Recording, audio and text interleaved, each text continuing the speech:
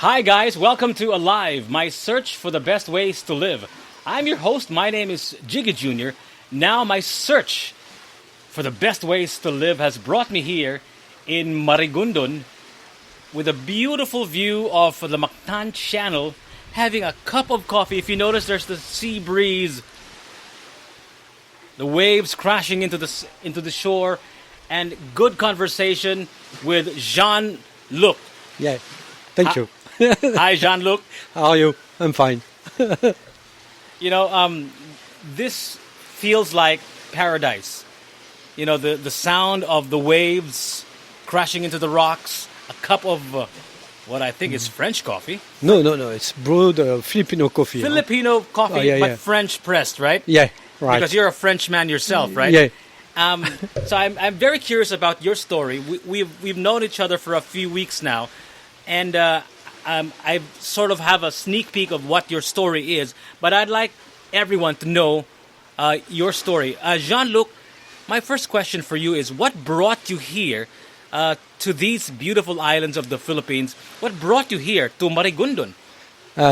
Before I know the place, it's because the Freedive HQ was created by an Australian guy, it's Mike, and another French guy bought it. And when he sold it, I just bought it. It's just 2 years ago, but I arrived here 5 years ago just for training. And I discovered the Philippines. They are 5 years now. I just came for 2 weeks, and I leave my first time when I left. It's 7 months later. Philippines is very attractive. How long ago was this when you first discovered the Philippines? It was amazing because I don't know.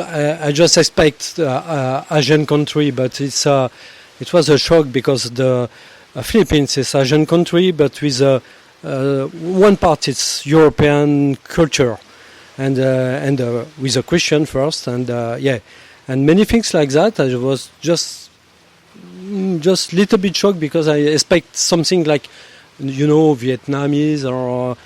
You go in Bali or somewhere like that, it's same place, but it's completely different. And one thing it's really important, every people speak English.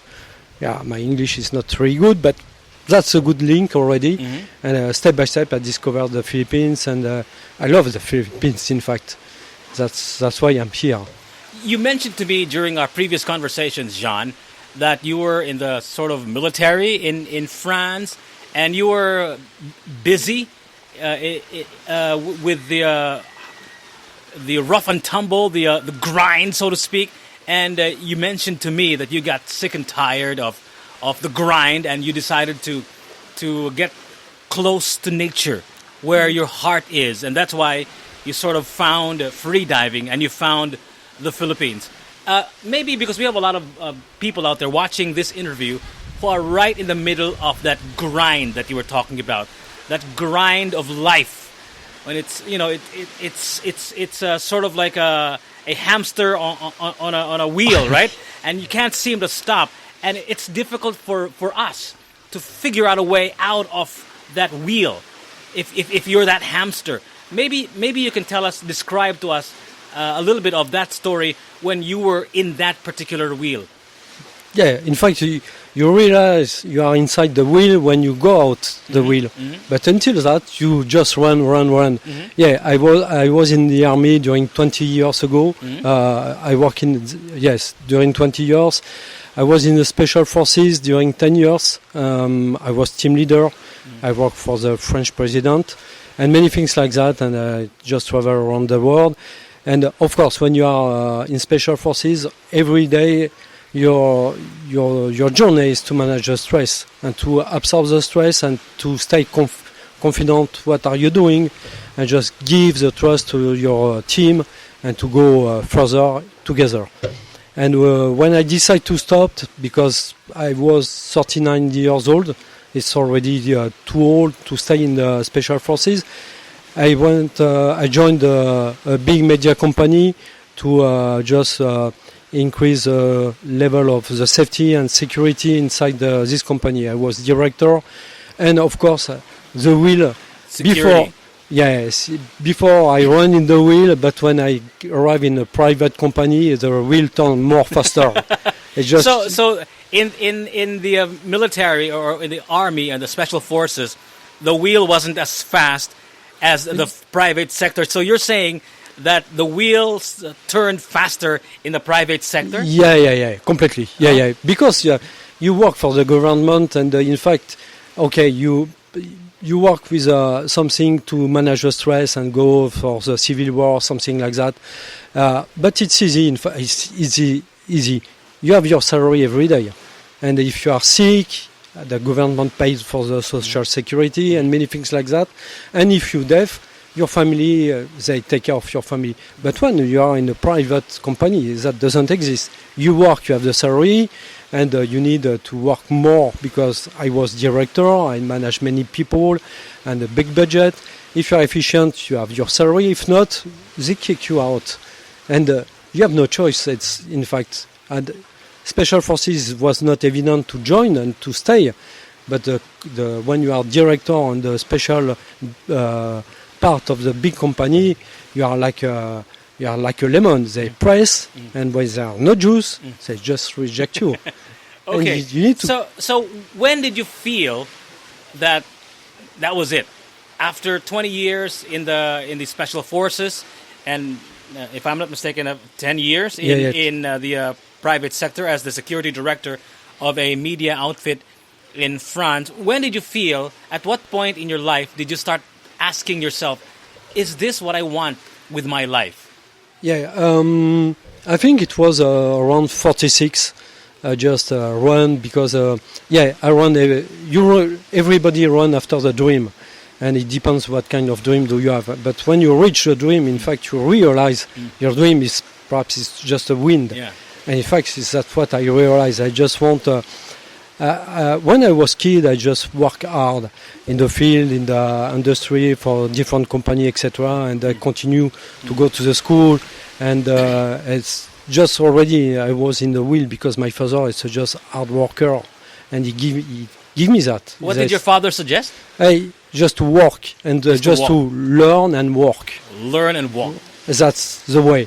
So the best way for him it was that no holidays, working and learning. Learning. Yeah. So, as a kid, when you were taught that by your father to just walk and learn, what were the what did you notice about yourself looking back now, from where you are now? What was the thing that you were interested in when you were a kid, when you were walking around?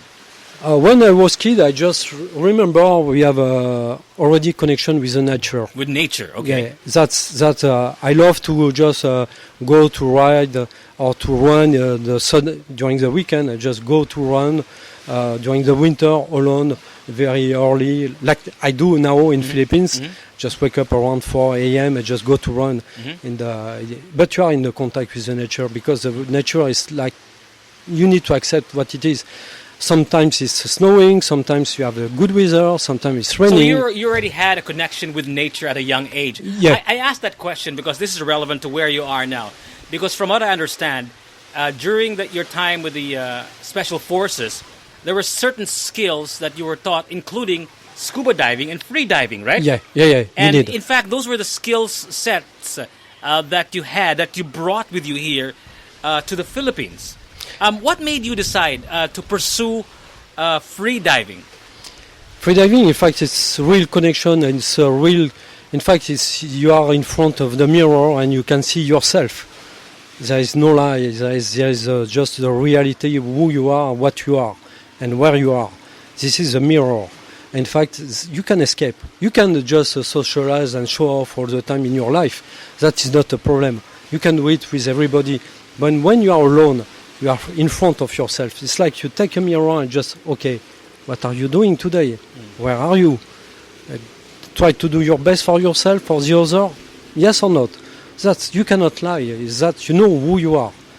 That's the perception, and that is a connection with freediving. So when you brought your free diving and scuba diving skills from the Special Forces, and then you were in the private sector working for as a security department in the media outfit that you're working in, were you still practicing those skills that you mentioned, free diving and scuba diving? Yeah, scuba restart because I stopped. I left the Special Forces in 2001, and I worked for the company, for the media company until 2009. Something like that. And I restart to do scuba diving. It was in 2005 or something like that. At the beginning, I forget. I just completely forget the free diving. I just connecting. I want to just reconnect myself with the nature. With nature, okay. And with the water, because we come from the water. Okay, so yeah, of course, yeah, because all life sort of came from nature, right? Yeah. So when did you start pursuing free diving again, with as much passion as you had when you were in the Special Forces? At what point in your life did you think, hey, maybe this is something that I can pursue, and this is something that this can be a vehicle for me to be close to nature? Yeah, completely. In fact, I restart with the scuba, but scuba is recreational, and freediving is a sport. You can do a snorkeling, many things like that, but I need to practice a sport. And when you practice a sport, you have the time. This time is only for you. And of course, when you are in freediving, you are in connection directly with the nature. You cannot escape. You hold your breath. You go down in the water, in the blue water here in the channel. You have the chance to have the beautiful space here. And you are in the blue, there is no sound, and you're feeling the water, the current, and you can see the quality of the blue here. And more deeper you go, more the blue change. That is wonderful, and that is real connection. It's just time for yourself. It's just perhaps 1 minute, 2 minutes, but it's enough just to cut everything. I know you learned most of your free diving skills during your stint in the French Special Forces, but did you get specific training after that, or are you just sort of self-taught aside from your training at the Special Forces? Did you have like a mentor as far as free diving is? Free diving in fact it's a way to trust in yourself and just to push yourself more further and just to be completely clear with yourself. That's what I told you before. You cannot lie. And in fact, in the Special Forces, you need to manage the stress. You need to be in action for during one attack or something like that, and just operation. It's just you need to be in a tube, and you think of your goal, and you just avoid the fear. But did you learn it from a mentor? Was there a specific person who taught you, or was the skill sets that you learned during your stint in the Special Forces enough for you to? No, in fact, you have one part, it's free diving, scuba diving. You need to be to drive a motorbike and many things like that, a truck. And as a Special Forces, right? Yeah, you need to have that. And in fact, I discovered that when everybody was kid, everybody use the snorkeling and do a free diving, but they don't know what they are doing. But for the Special Forces, you have a section you need to accomplish. You have the goal in free diving. This is just a goal, but when I reach it, I just discovered what is a free diving. I just discovered by myself. But I see a huge ass photograph of who I think you respect a lot, Enzo Mallorca. Yeah. And because you didn't mention any specific person that you would consider your mentor, but you did sort of follow his life, right? Enzo Mallorca. He is a champion free diver. Maybe you can tell us why Enzo Mallorca. Why is there a picture of Enzo Mallorca in your living room? It's during the time in 1960, they compete two guys. It's around the world. They start to push the freediving. It was Jacques Mayol and Enzo Mallorca. Jacques Mayol is French, and Enzo is Italian. But Enzo is humble guy. Perhaps people saw the movie Big Blue, and we can see Jacques Mayol is humble guy, and Enzo Mallorca is very guy show off and just show like Italian guy. It's just an image, a picture. But in fact, Enzo Mallorca is a guy very humble, respects the nature. He was pier fisher, and one day he decided to. He is ready to kill a grouper. And he saw the grouper was very scared under the behind the stone, and he tried to catch him with his hand. And when he tried to catch him, he just touched the grouper, and he feeling his heart. And the heart of the grouper was very fast because he was very scared. Grouper is a kind of fish, right? It's a huge fish. Huge fish, yeah. And when he touched it, in fact, he decided to stop to do a spearfishing. That it's really important because this guy realized he's everyday connect with the nature, but he just make a new stage to understand what happened in the world. So you mentioned it was back in the 60s. Yeah. That there was already a free dive competition. Yeah, they start, in fact. When you say free dive competition, what kind of competition did Enzo Mallorca participate in? What was the challenge? To go as deep as you can? Yeah. It was, in fact, at this time there is only one discipline. It's just no limit. Okay. You just go deeper as you can. Simple, but they start to learn a lot because at the beginning they think, the scientists think perhaps the human cannot go down more than 40 meters. And because after, with the pressure of the water, the chest will collapse. And everybody just, okay, it's impossible. And these two guys, Enzo and Jacques Mayol, they start to push the limit. And in fact, the competition, it was only no limits. And they discover they can reach 50 meters, and after the big challenge, it was join the 100 meters. And now we stop the no limit because it's really dangerous. But during this time, everything. So how deep did Enzo and the other guy go at that time? Would you remember? Enzo, I don't remember exactly, but it was they passed 100 meters. Past 100 meters? Yeah, wow. It was crazy, and because now there are only one or two guys that they did that. But now for 100 meters, since 2 years, 3 years ago, perhaps there are more than 10 guys around the world that can reach 100 meters very easily. And I think the next decade, perhaps we have more and more people that go deeper and deeper. That is just. But with this guy, we just discover many things about what the blood chief, about the mammalian dive reflex, about how to manage the fear and everything.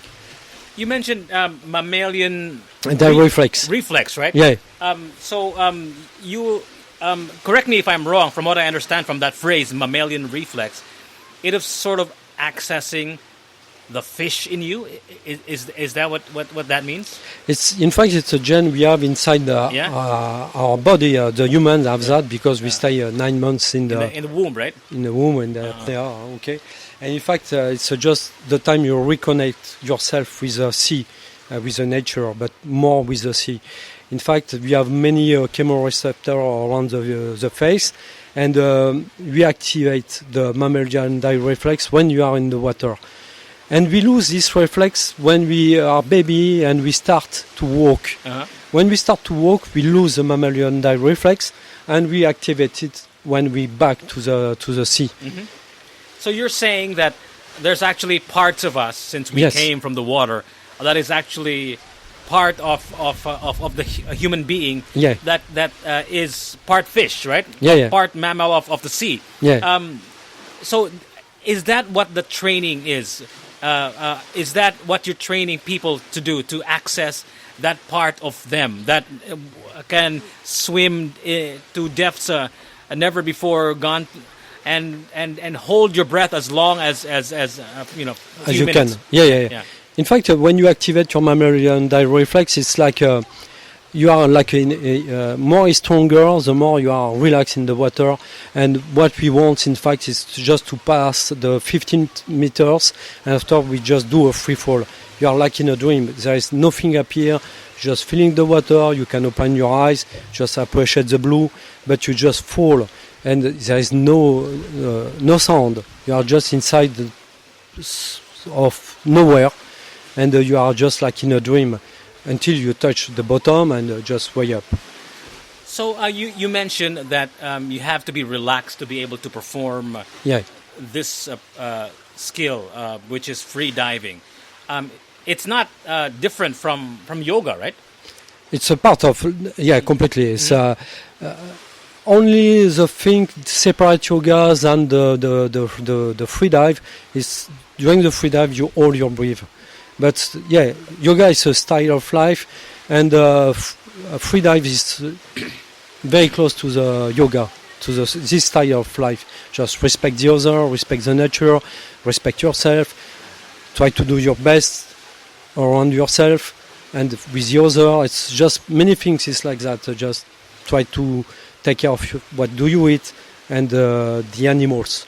That's just a real connection. Speaking of this, the nature, animals, and free diving, you mentioned to me in our previous conversations that you were part of sort of like a tour group, a tour guide, if you will, that involved free diving and dolphins. Explain to us what that sort of adventure was. Go ahead, sir. In fact, the dolphins is just a crazy animal. It's just very close, and they have a conscience of many things, and they are family. It's a group, and they educate the babies, and they know, they give the name like human, but everybody have a name, and they can just try to talk together, and they have the sonar, and they use it to talk, to chase the fish and everything. And in fact, we try to connect with them. In fact, we don't decide, we just connect with them when we go to free dive or to swim with them. It's in fact they choose if they accept to swim with you. Free dive with you. Yeah, you can jump in the water if they don't want to connect with the human. They have a big connection with the human. So you mentioned to me that you organized an adventure tour of some sort that involved free diving and dolphins. So which country was this? And maybe you can tell us the story. I go in Egypt, in fact, every year. Okay. Yeah. We have in part in close to Hurghada. It's south of Cairo. There is one part where we have a tursiope there. It's a big dolphin, and they love to be in contact with a human. In fact, many people think the human go to meet the dolphin. I think the dolphin. It's the other way around. Yeah, they bring the baby, show, perhaps it's just look at that, it's a human, and you can have connection. They are more conscious of the nature, of course, because they live inside the water. And we just make you more humble, because you can chase them, you can try to have a contact with them. If you don't respect that, they just stay away from you 2 meters, 3 meters, and you run after them. That's crazy. So this tour in Egypt, how long was this? Because this was sort of like a livelihood, right, of some sort. Yeah. We just arrived in the Saturday. We use a yacht, and we stay on the yacht during 7 days. And of course we are just in contact, and we are waiting the dolphin. In minutes, we are awake around 6 in the morning and just go to sleep around 10. But during the day, we have the yoga session in the morning and many things like that, and we just practice a free diving session. But when the dolphins they are here, we just waiting them, and when they appear, we just go to meet them. In fact, we can stay during 2 hours, 3 hours in the water, and just go back to the yacht and just eat, and they are back. And you jump in the water, and if they accept you, you stay long. Okay, so fast forward to this present day. We're here now at Freedive HQ, where primarily you teach free diving, right? Unless there is a story in between Egypt and Marigondon, maybe you should tell. What made you decide to teach free diving here in Cebu? First, because I think for me it's the best spot of the world to practice freediving. And Marigondon perhaps we don't have the beautiful beach like if you go in Mindoro or another part in the Philippines. But you have a beautiful spot in front of us. We have 300 meters. We take the boat. We have 2 boats, and in 5 minutes you are in front of the channel, and you dive. And you can dive 350 days per year. There is no spot around the world you can do that. That is incredible. In fact, you have the depth, you have the clear water, you have the chance to meet the turtle now. We are lucky because in front of the shop we have a turtle. You can do snorkeling. It's the best spot here. The best sport. And your training here at Freedive HQ is quite unique because it is quite extensive, right? There are other Freedive sort of schools that you can take for just one day. But yours, it is very, very intensive. And in fact, it's taking her quite a long time, right? In fact, it's more than a few days now. Why do you think freediving takes a little bit longer than just one-day training? Because it's a crazy sport. Okay. In fact, every sport you can push yourself and you can expect to have the result. Mm-hmm. The freedive, in fact, it's you try to push yourself, it doesn't work. You need to connect yourself and just to just take care of yourself. In fact, if you just try to compete against yourself, it doesn't work. You can just, okay, today I will go down at 40 meters or 60 meters or 10 meters if you are just beginner. It's not a problem because everybody starts one day. But if you just think, I want to go at 10 meters or I want to go at 5 meters, you can be sure it doesn't work. You need to accept the water, you need to accept yourself and just try to be relaxed. And you are a little bit stressful, you can be sure you block yourself. That's a crazy sport. Because if you want to challenge, you don't think about the challenge. I'm not sure if is it clear, but in fact, every sport you can push. Yeah, because every sport you need to get pumped up and riled up, right? Yeah. And you want to do this and think about real hard. Yeah. But you're saying in freediving,